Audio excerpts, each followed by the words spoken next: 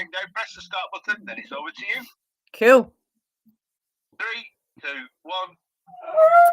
Hello, Murphy. Go on, out. That's a good way to start, isn't it? With the dog howling at me. He's unravelling himself. Hello, everybody. Whether you're on YouTube watching this live or the replay, or whether you're on Holistic Radio listening to my wafflings. Hello and welcome. And Murphy, stop it. Go on. So tonight's show, I thought I would tackle this because I haven't done this actually, and I don't know why. It's actually part of teachings that we put together back in 2018 actually, so that's 7 years ago. I find that incredible. Anyway, so one of the things that we realized that so for me, witchcraft and occult practices go hand in hand. Yeah. You know, you can be an occultist, not practice witchcraft, but I think if you're going to practice any kind of magic, and you know, witchcraft falls in that bracket, you really need to practice some kind of occult thinking. Yeah. So, what is occult thinking? So, the word occult means hidden. Yeah. So, if you are seeking occult knowledge or wisdom, then you are seeking that which is buried. Yeah. So this could be something buried in your psyche, or it could be facts buried in a sea of crap out there. Yeah. If it is buried and you are seeking it, then you are seeking occult knowledge. Yeah. In a nutshell. And what occult thinking, we also call it fluidic thinking. I don't think I've done a show on that. I'm not sure. I'll have to go back and look. I'm just going to make a note of that quickly. I think I've touched on it in other shows, but to do a show specifically on that. So occult thinking or fluidic thinking will enable you to see through that thin veil of, you could call it the societal matrix, the fear matrix, the illusion, essentially. Although illusion is kind of a weird word, I like to call it an overlay. So it's an overlay of fear or an overlay of societal programming, for want of a better word. Yeah. So what occult thinking will do is it'll pierce through that. Yeah. In Hindu teachings, they call that Maya. So the screenplay which is playing before you, and you know, which you choose to participate in, is this illusion. Yeah, until you pierce through it. That's very interesting. So this mode of occult thinking is for life. Yeah, it's not just for Crimbo. And once you step into this very powerful, it's what I suppose it's what we call this illuminated synchronistic path. Yeah. You really begin to see the big picture. Just got to do something on here quickly. There we go. And once you see that big picture, there's no looking back. There's no turning back. Yeah. Unless it's to see how far you've come. So the reason that this kind of thinking is eternal is it is the nature of things to evolve, renew, and edit. Yeah. Which is the idea behind fluidic thinking. So as you walk this synchronistic, illuminated, unfolding path, you too will evolve, edit, and renew. And so will your thinking. So the idea, the difference between fluidic thinking and rigid thinking is, you know, getting stuck in certain ways of thinking, of doing, of being, which keeps you circling in a loop. Yeah. Whereas if you can adopt this idea of walking the middle path and taking from this and this and this, you can take things off the shelf as you walk down your path, or you can put them back on. You can throw them away if you need to. If they no longer hold the frequency of your evolved self, then you don't need them anymore. Yeah.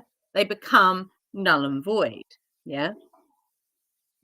And the other thing that happens, so as you renew and you evolve and you edit, you may be challenged by what are known as guardians of knowledge, in order to gain further knowledge, in order to take the next step up. Yeah. So you become, that's that kind of friction, if you like. That's the friction, the pulling back of the bowstring, which then when you release it, off you go. Yeah. So you become stronger, you become more adept. Yeah.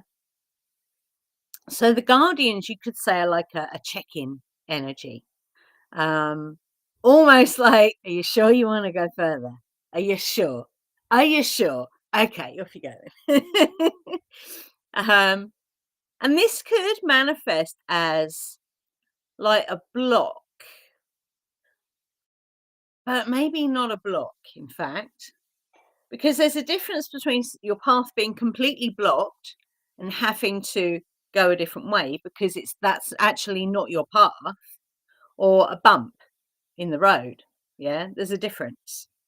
And from my experience, when you know thyself, yeah, you can spot the difference. So in the seeking of occult knowledge, there are two polar opposites. So there's the seeking energy, the doing, yeah, the male projective energy, and there's the receptive female energy.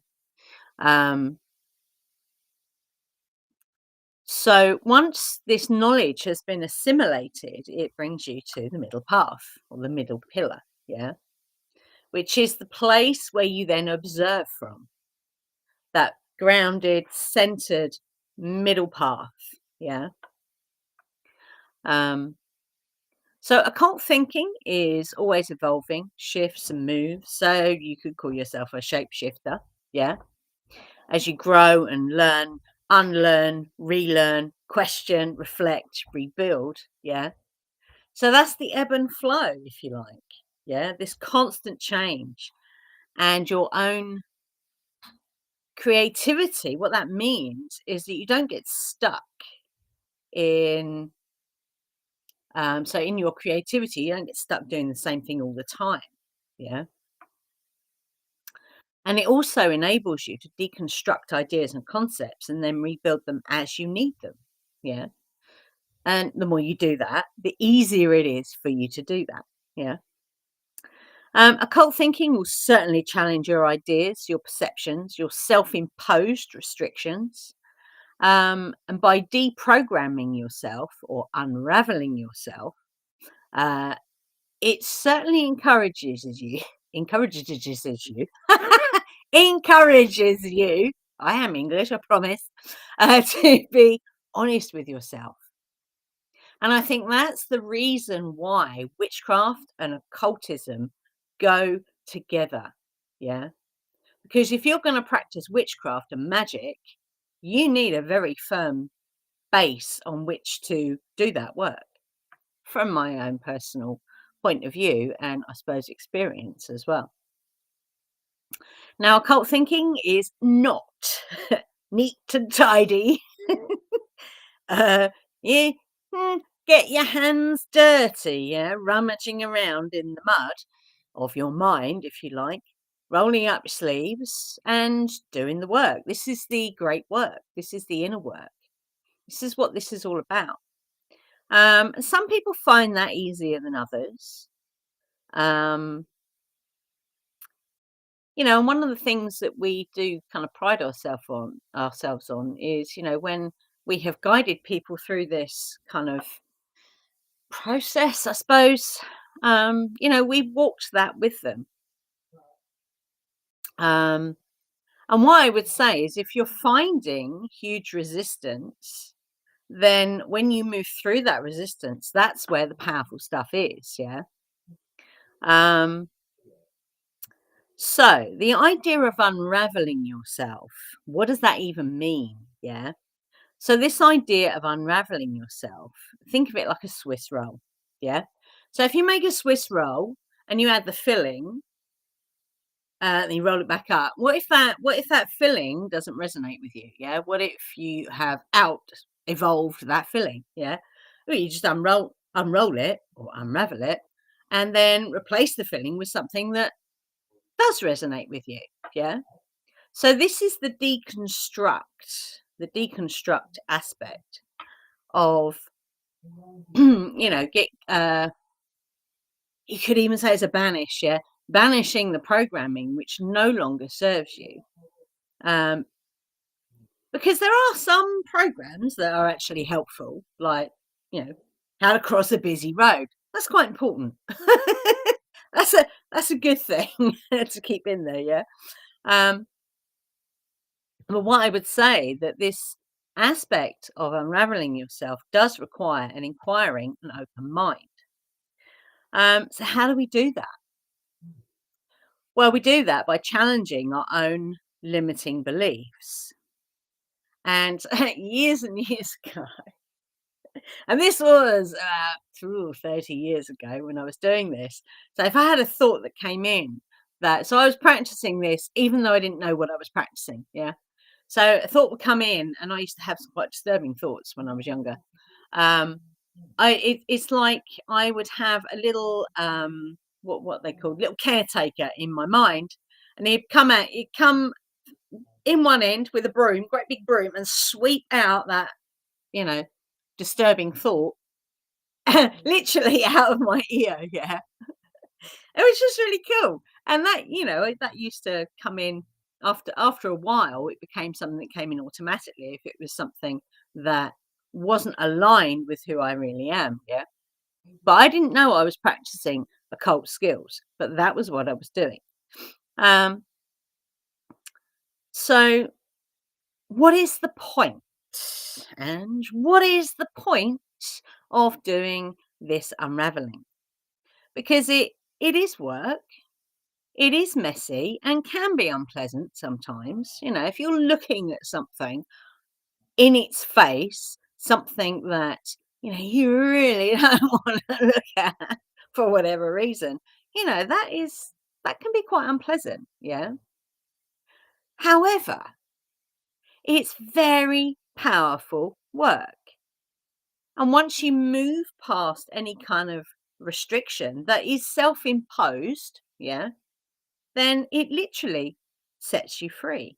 Yeah. What I will say though is sometimes if it resurfaces, yeah, if you've done the work to clear it, yeah, sometimes it might resurface and it looks like it's come back. But what I would say is it's usually the footprint, not the boot. So it's like a remnant of that thing, yeah, which, just banish it, clear it, whatever, however you want to describe it. Um, and what I would say as well is every time you take a step up, those things can sometimes go with you, but it'll always be a remnant, yeah, if you've done the work properly to get rid of it. Um, so when it comes to the subconscious mind, that's a bit like the operating system, yeah. So Windows 10, yeah. Blech. And the conscious mind is an application or a program that uses that operating system. So something like Photoshop, for example. So that's kind of the kind of workings. So you've always got, pardon me, your subconscious mind is always going. Yeah, it's always doing stuff like Windows 10. Yeah. And now and again, you bring in the conscious mind to do something, and then, you bring in something else, and then it goes away, gets put back on the shelf, if you like. Yeah. Um, so it gives you a kind of an idea of how they work together. Um, So there's a lot more going on in the subconscious. Yeah. So all those checks and balances, the updates, if you like. That's, when you see an iceberg, that's the bit underneath. But the creative process needs both. Yeah. And so it requires the subconscious and the conscious. So that's the female receptive and the male projective. So the subconscious being the female element, the conscious mind being the male element. Yeah. So you need both for creation. You need incoming and outgoing. Yeah. That's how energy works. So keeping our subconscious mind working for us and not against us is quite important, which is why we choose to unravel and use occult thinking. Yeah. So when you begin to unravel with the help of occult thinking, you can literally instruct your conscious mind to act like a filter, to sift out the ideas, concepts, and those subliminal messages which don't serve your desire to the subconscious. So you could say your divine will or your formidable will not allow those things in any way, shape, or form. Now, I know for some of the people listening here, what happened in 2020 didn't get in, did not get in. Yeah. That's because your subconscious, I would say your subconscious and your conscious mind were in alignment with who you truly are. So you already had a realization of self for that not to get in. Yeah, that's my theory anyway. Um, so one of the big keys to the subconscious mind is symbolism. Which is why in magic and witchcraft we use sigils and talisman, and years ago we were using the seals of Solomon as well. Although now we make our own using things that actually mean something to us. Yeah, but it's why advertisers use logos. We know that. Yeah, they use sigils to to program people essentially. Yeah, so a symbol is a million pictures as a picture is 1,000 words. So a sigil carries a lot of power, carries a lot of energy here because there's a lot tied up in that little tiny symbol, in that little tiny sigil. Yeah. And you would know if you've ever made any kind of sigil.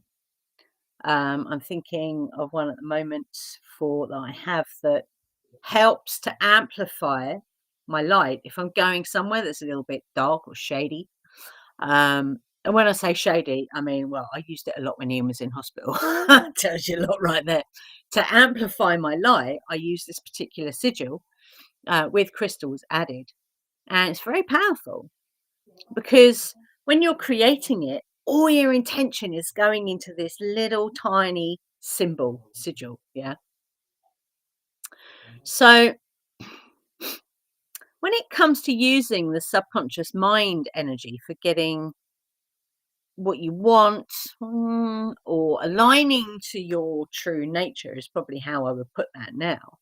Um, so you can do that via ritual ceremony, spell work absolutely engages that part of your mind that is hidden 100%. Yeah, you're tapping into a very high emotion of your actions. Yeah, when you're using that subconscious mind energy.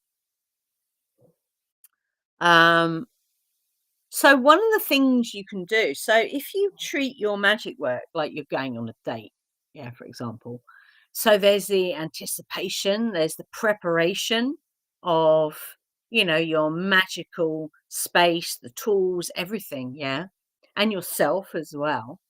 Then what you're doing is you're tapping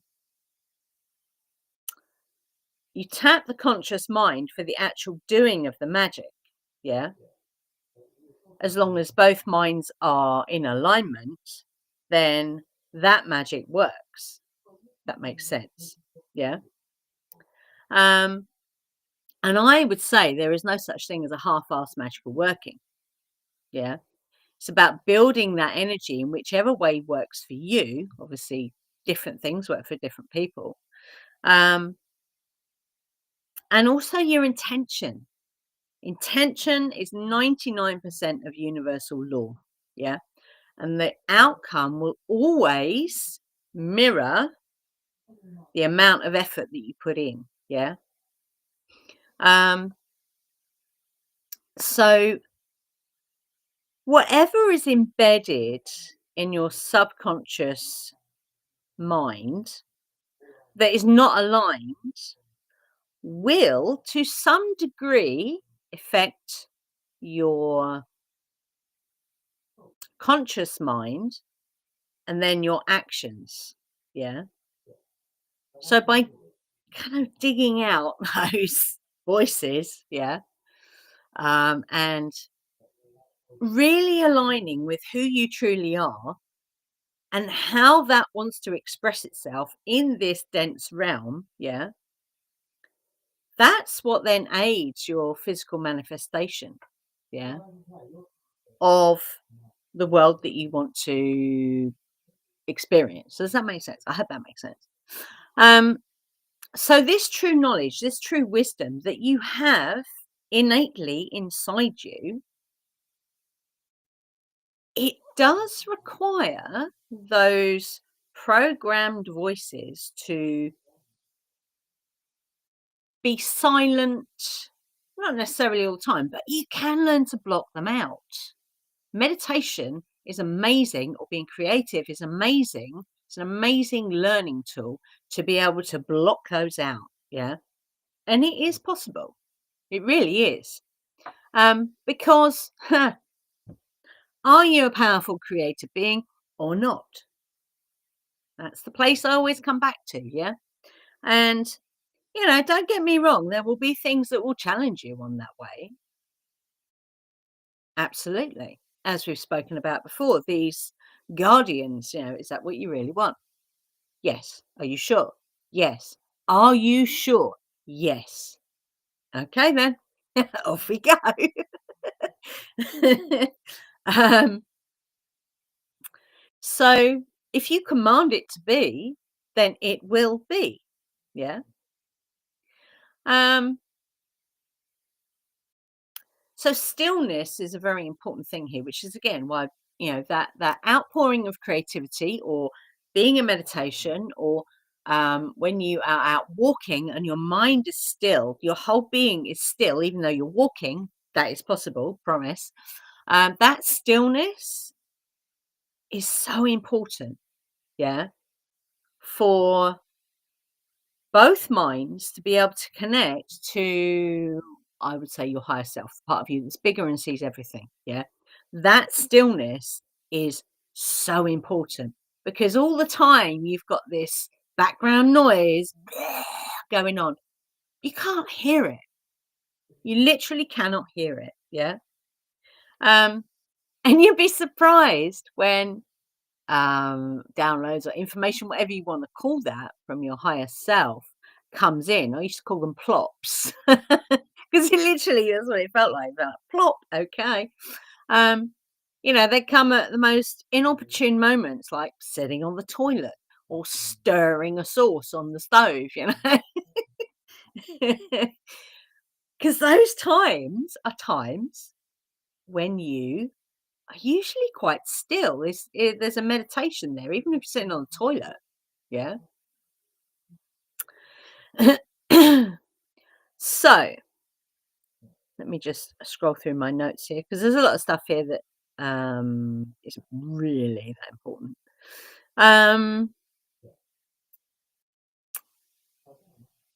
So if you're trying to manifest something, yeah, it will always begin. So this is related to the elementals and also the chakras, yeah. So it will always begin with inspiration. So that would come in via the crown chakra, but I would suggest it would actually come in from the soul star chakra, or maybe even beyond, because it goes, oh, I forget how many there are. I have got somewhere a visual of, pardon me, all the chakras, and the top one is I think it's the central sun, I think.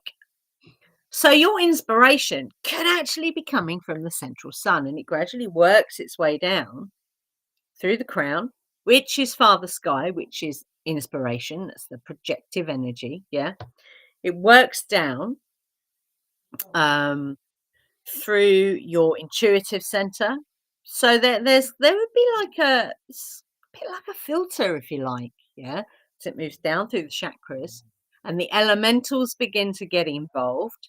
Yeah. So by the time it gets to your throat, that's the Akash. So that's to do with the Akashic records. Yeah. So there might be a bit of filtration there. Gets to the heart, obviously. Does the heart want to get involved in this? And I would argue that if it's not aligned to your heart, it'll be rejected right there. If you are in alignment, if you know who you are, yeah, by the time it gets to there, if it's not aligned, no, it gets rejected. Yeah, possibly. This is just my theory.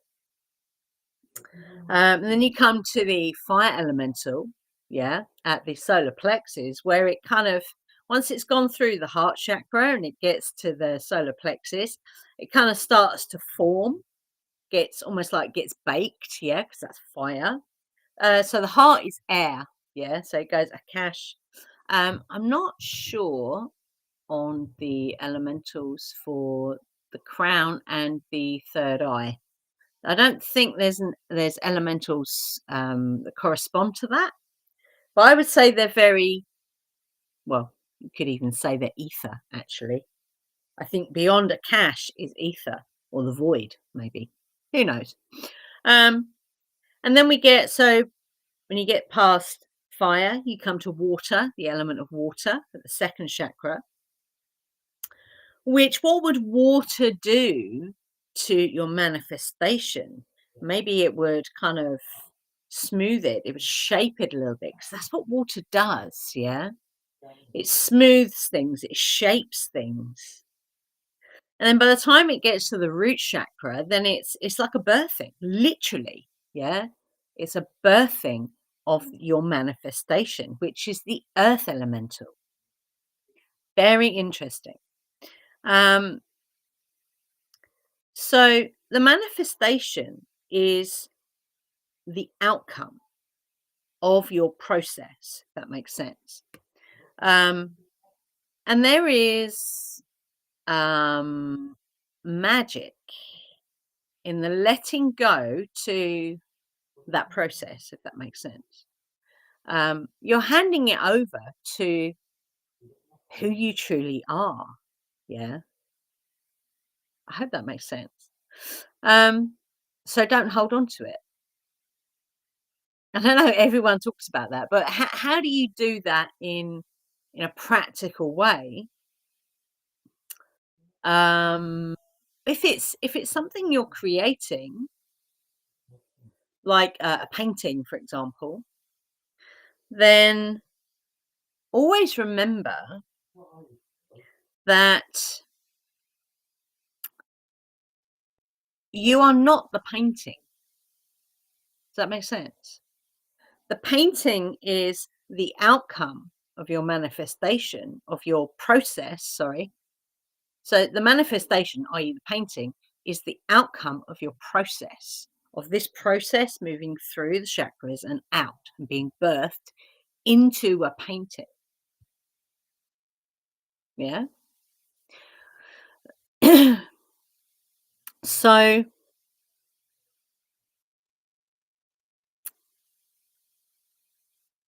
there is it's a really cool saying actually. To know, to dare, to will, to be silent. I do like that. That's very cool. Um,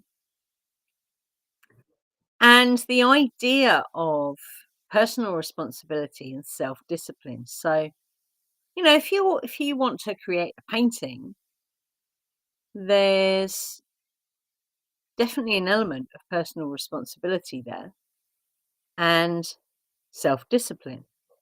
So you have to be disciplined in order to create. I mean, I'm looking here. I mean, it's loads of paintings around here that Ian's done.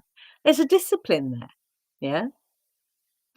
Um, or whatever it is that you're doing at the moment. I am building my Cartomancy YouTube channel, and I'm doing little shorts every day. I think I missed one day so far over 3 weeks. I think it's been something like that. And then I'm adding longer ones in between. I have a plan. I have a strategy. So that's one thing that you can certainly do on a practical level is have a strategy. Yeah. And if you're not sure what that strategy would be, get your cards out. Ask the cards. Because when you are using something like tarot cards or Lenormand or oracle cards, yeah, or any other form of divination, you're asking for guidance from the part of you that's bigger and sees everything, your higher self. Yeah. It's coming from that place, especially if you set that intention before you even shuffle your cards. Yeah. So, what you're doing there is you're asking for guidance in how to move forward with whatever it is that, you know, you have in your mind's eye as an expression of how your soul wants to do things. Yeah. So I love cards. I've always loved cards. I never had tarot or anything like that as a kid, but I had playing cards. And I used to spend hours playing cards, you know, usually solitaire because, you know, no one really used to play cards with me. So it was solitaire, a lot of different types of solitaire. So, but I loved cards. There was something about them that was comforting. Um, and was very meditative, actually, without even knowing those words then. I was using them for those purposes, yeah. So now, I mean, there's, many cards on a shelf unit on the table. Um, so I love drawing cards. I love it, and it doesn't feel like work, yeah. So that's another point that you can, you know, if you think, oh yeah, so what is it then? How do I want to be creative? So if you think of the things that you do almost like a nothing. So when you do them, it doesn't feel like work. It doesn't feel like you have to to do it, yeah. Then you know you're onto something, yeah. Because when you are completely aligned with who you truly are, yeah, and your soul is expressing itself, it's a flow, literally. It flows. It can't not flow, yeah. That's why it doesn't feel like work. So, I mean, I years ago, one of our students, she was saying she'd never ever painted anything before, you know, like pictures, like artwork, yeah, never done any of that before, but she felt really drawn to start painting through doing, you know, through doing this work that I'm talking about today. And some of the paintings that she produced were amazing. And she was doing like Ian does, big pictures, yeah. And she would start, and then she'd look at her watch, and it'd be like 4 hours had passed, and she's like, I don't know where that time went. It's just gone. Where did that time go? But essentially, what she was doing is she was being in the flow and allowing that creative energy, you know, that inspiration, and then the energy from Mother Earth, which combine and then produce, yeah, whatever it is that you're creating. I hope that makes sense. Um, and I found that absolutely amazing that she'd never done anything like that before. But her soul was like shouting at her to get paint on a canvas. Amazing. I love that. So yeah, this idea of unraveling yourself, I'm just looking at my notes here. So there is a little exercise you can do actually. Now you can either do this with words. So if you wanted to challenge your rigid thinking, yeah, because there are parts of our thinking that are a bit rigid, you know. I think if we were all fluidic thinkers all the time, we wouldn't be here. That's what I would say. Um, so you could take a word, yeah, any word, but think of it as a word that maybe has a frequency to it that you're not you're a bit about, yeah. So take that word and explore your feelings around it. You know, how does that word make you feel? Write it down, you know, maybe get the cards out, you know, to figure that out. If it's a bit of shadow work, yeah, you could do it that way. Um, but get it written down. And then when you start uncovering the layers, because it's all layers, yeah, those layers of the programmed voice, yeah, which are telling you what that word means and what it means to you, because different words mean different things to different people, yeah. You can then begin to deconstruct it, unravel it, yeah. And like I say, you can use the cards for that as well. If you want to do that, do it that way. Um, and what you can do is you can just completely dissolve the emotional cord that is connected to that word, which might be triggering you. Yeah, it's a very good exercise. The other way you can do it, so you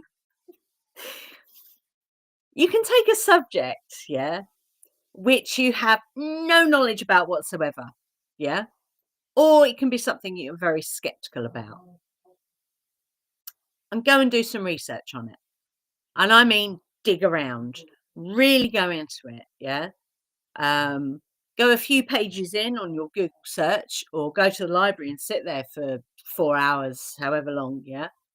Find obscure books in the library, make notes, yeah. And even if your skeptical mind is going all over the place, yeah, keep going with it, yeah.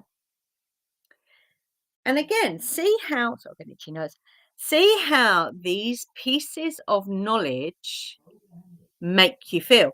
How do they challenge your beliefs? How does it all fit together? Yeah. How do the theories fit with what is the accepted norm? Yeah. So during this exercise, there'll be a point where your mind will stop jumping around and it'll begin to relax. So it's a bit like if you're doing exercise. So my experience with walking was when we first started walking the marshes. Every Sunday we'd do up to the uh, what's it called? Up to the barrier, up to the Thames and back again. Not the round robin, but up to the barrier and back again. Oh my goodness. I used to have to take my walking poles. I used to have to take food with me. I'd have to take water with me. I'd be bent double half the time. You know, it really, my whole body, my whole being was going, no. But after probably for about not even 6 months, maybe 4 months of doing that, and then we'll do another walking as well. All of a sudden, I said to Ian, one day, I said, "I think we can do this every day, the whole marshes every day, every morning." And he's like, "You sure?" I'm like, "Yeah, I'm ready." So it then becomes a nothing, and your mind actually goes, "Oh, you know what? This is really nice." Which is like meditation. It's like anything. When you start, you know, your subconscious mind is going, but eventually it falls in line with conscious mind, with your soul, with who you truly are, with your higher self. All those things click into place and line up, yeah. And it becomes like a nothing, yeah. I hope that makes sense. Um, and that's where you find the middle pillar, that observer, You then become the observer. Yeah. And you find that stillness. So what I would find is most days when we're walking the marshes in all weathers, didn't matter if it was raining, snowing, icy, foggy, bright sunshine, every day we walked that marshes. Every flipping day. Yeah. And it became a nothing. It was just something we got up and did because we'd gone through that, we broke through that barrier, if you like, that block, yeah, that I was having just doing that once a week. So instead of getting that reacting, you begin to become depolarized and you become centered, yeah, which is an amazing place to be. Which, when it comes to unraveling your thinking, unraveling your programmed voices, that's all they are, programmed voices that we agree to be subjected to, when we sign the contract before we come here. Yeah, we know what we're coming here for. We absolutely know, and I defy anyone to I defy anyone to argue that point, because if we are powerful creators, then we know what we are doing in this place 100%. And it might not feel like it a lot of the time, I promise you. Yeah, I'm saying all these things, and I know that they're true, or at least for me they are. But that doesn't stop it being a challenge. Yeah, it doesn't stop. When you get a massive thing thrown in your path, it's like sometimes you have to take a step back and sit down and think, okay, I know there's a workaround. There is always a workaround. But what is it? I'm not actually quite sure what that is yet, but I'm going to find it. I'm going to work it out, because there is always a workaround every single time without fail. Yeah. Was there anything else I wanted to say on that? I don't think there was. I think the rest of the document is okay. So, no, that's pretty much it. So I'm going to open up the call. I've probably thrown a lot of stuff out there and you're going, whoa. But what is really mad is that for me, this way of thinking is now a nothing. And I tell you, it didn't take long. And we know that 2020 was a big, big opportunity to, look under that stone. Oh, what's that? Ugh, it's a bit mucky under there, isn't it? So, yeah, I'm going to open it up. So if anyone wants to share what they think about what I've just been waffling on about. Yeah. Not a lot to say other than that. Yeah. What struck me was when you were talking about what happened in 2020, and I was one of those that was like, absolutely, why is people falling for this con? It's clearly a con. It's clearly premeditated, etc. And everyone around me were falling for it. And I just found it a complete bizarre set of circumstances. And then the following 2 years just got even worse. It was just like incredible. Yeah. People were falling for it. I just couldn't believe it. Absolutely. Absolutely. Massive, massive opportunity to really see what was underneath everything. Yeah, you could see the puppet show and the illusionary tactics, the propaganda, and everything. It was just so blatantly obvious. And I was like, why am I seeing it and nobody else is? Absolutely. And then other things then started falling into place, and then Stan in the Park came along, and you started meeting other folk who was, didn't fall for it as well, and so on and so on. And, absolutely. Fascinating. One thing I want to ask is, when did the word occult become a negative term towards occultists? Good question. Good question. Might have been something around the Witchcraft Act, maybe. Because I used to. This is weird. I used to be scared of the word occult.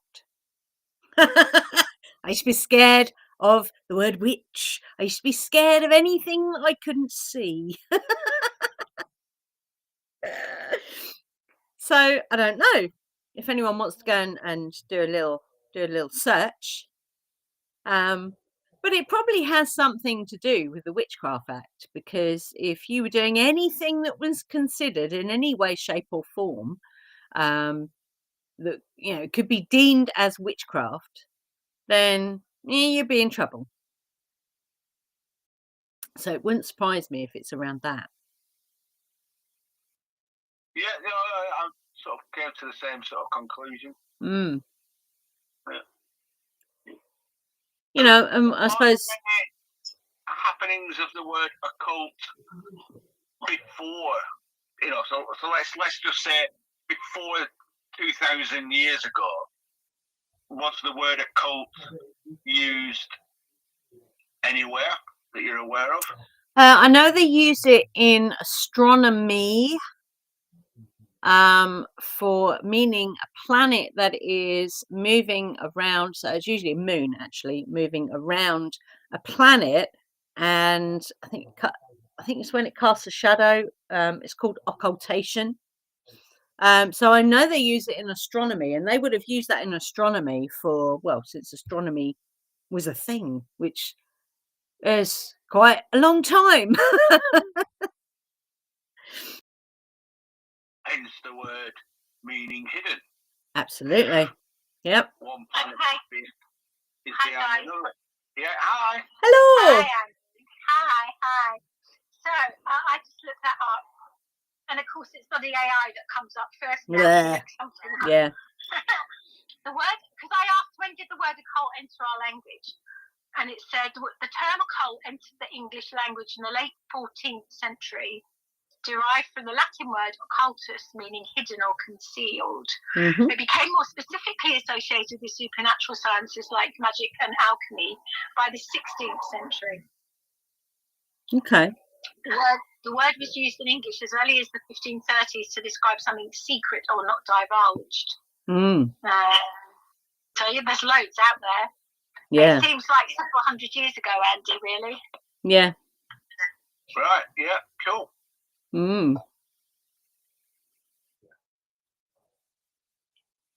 I was just thinking if I might come in on the back of what you said, Andy, now about people in 2020 not seeing the dark that was going on. I just heard today from a friend, and I really wish he hadn't told me because I'm still on my own day. But digital identity is going to become a legal thing. So it's another layer of that darkness from 2020, isn't it? And it will be very interesting to see if it makes more people see the light, as it were, in inverted commas. I'd say so, because everything they do is bringing their machinations to the surface. Yeah, I mean, if anyone's an occultist, it's all the people who are doing this shit. If you term the word as a dark word, I mean, it's been twisted, hasn't it? Really. I'd say they're more toxic magicians than occultists. Okay. Because they don't operate from a place of divine source energy. They feed. It's like they're vampiric in nature, so they have to feed off of the energy of people who are connected to divine source energy in order to even breathe, in order to even exist. I heard someone say today that I can't remember who it was, something Ian was watching. David Cameron looks and feels like a robot. Not David Cameron, sorry. Keir Starmer is like a robot. Yeah. I'm like, yeah. Cameron, actually. Yeah, that one as well. Absolutely. Yeah, absolutely. Oh, that's priceless. Yeah, they're all robots, and they've all had their strings cut back in 2022. So they're all running around making it up as they go along, you know, which you can see is a good thing. But how much damage are they going to do on the way out? Well, let's see. Is what I would say. As much as they can. Well, that's generally what happens to a cornered animal, isn't it? When they're on the way out. It's a reason for the fluidic thinking, isn't it? Really, Absolutely. To try and neutralise that, rather than the compliant thinking, which just goes along with it all. So yeah. Absolutely. Anyone else have any musings?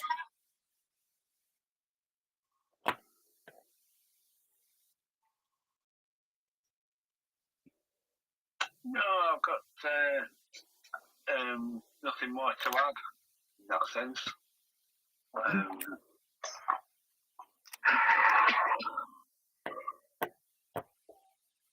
I think you've covered all the bases there, Angie. Here's a question, a relative question. Okay. The word occult and tarot cards. Yeah. Is there a link? Is there a symbiotic relationship? Is there any kind of relationship between what you've talked about tonight being occult and tarot cards? Yeah, I'd say, because tarot cards, when you're using any kind of divination, you are trying to uncover something that's hidden. So they're an occult tool, or they're an occultist tool, definitely. Yeah, just uncovering the hidden. Yeah, because if you're searching for guidance or possibly answers, then you're trying to uncover something that you can't see yet. So yeah, definitely a tool of the occultist, definitely. And like you, the word occult was always, as a child growing up, it always put, you always associated it with the devil.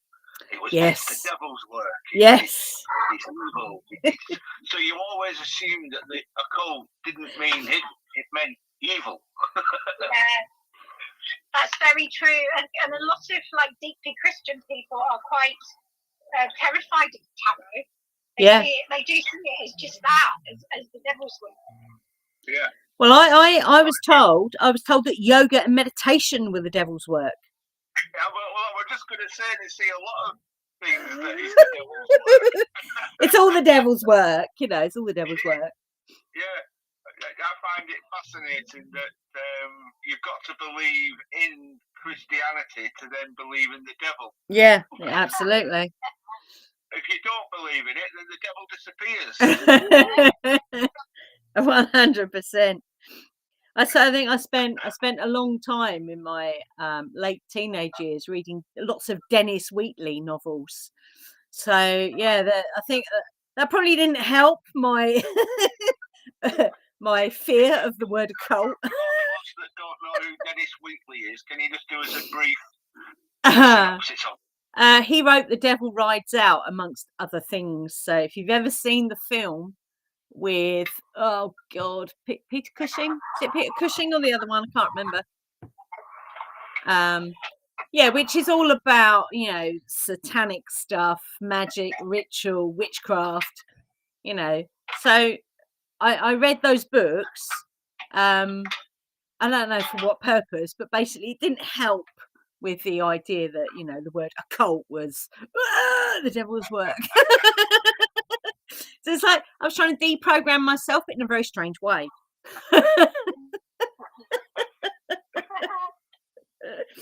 Oh dear. And funny enough, it was witchcraft and occult that actually made me face those things and go, oh, there's nothing there. Yeah. So yeah, interesting. Well,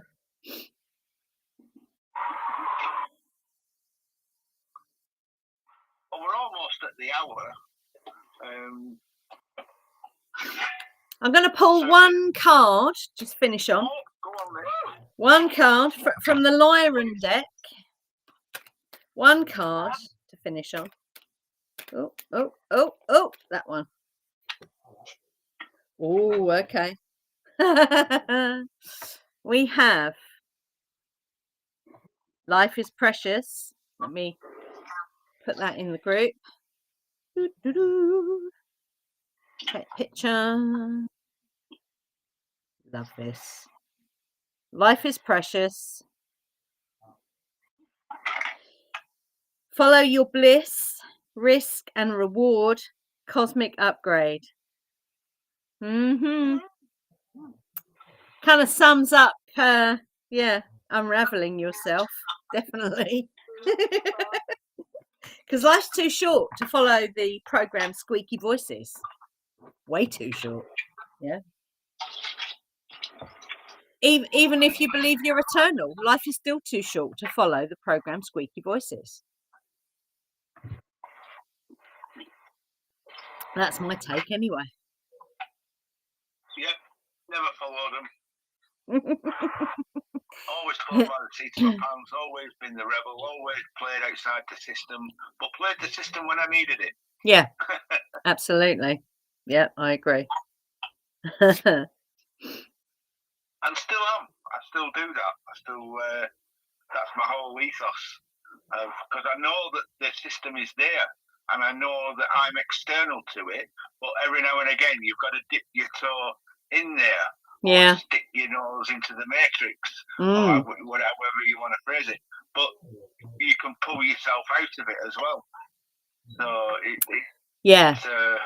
it's a mechanism you can engage with as and when you require it, not to be absorbed by it. Absolutely.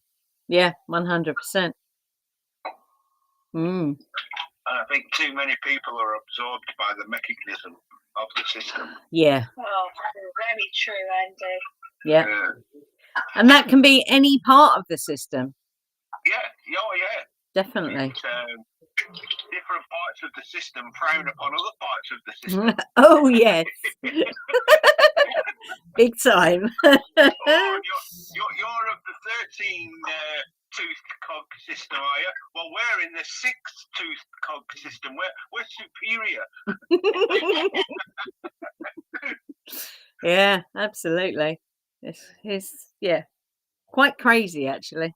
Definitely. Okay.